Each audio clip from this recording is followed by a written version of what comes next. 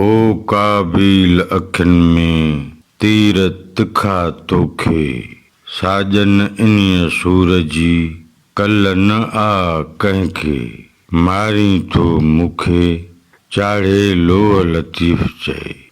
मुंहिंजे ख़्याल में हिन बैत जी खोल हीअं थींदी: ओ काबिल अखिन में तीर तिखा तोखे। हज़रत आदम अलैहिस्सलाम जे ज़माने में जेके अल्लाह साईं जा अमर हुआ, जेका रब साईं जी शरीयत हुई, काबिल अल्लाह जे अमरनि मञण खां इनकार कयो ऐं हज़रत आदम जे मुतक़ी पुट हज़रत हाबिल अलैहिस्सलाम खे शहीद करे छॾियो। लतीफ़ साईं उन वाक़े जो ज़िक्र कयो आहे। लतीफ़ साईं चवे थो त काबिल वांगुरु तुंहिंजनि अखियुनि में तीरनि जहिड़ी तेज़ी आहे, साजन इन्हीअ सूर जी कल न आ कंहिंखे।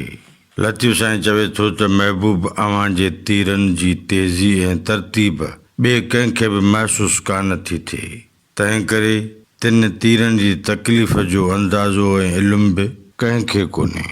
लतीफ़ साईं चवे थो त महबूब तूं पंहिंजे नेणनि, नज़रुनि ऐं निहारुनि मंझां लोह जहिड़ा तीर हणी हणी मूंखे मारे थो छॾीं।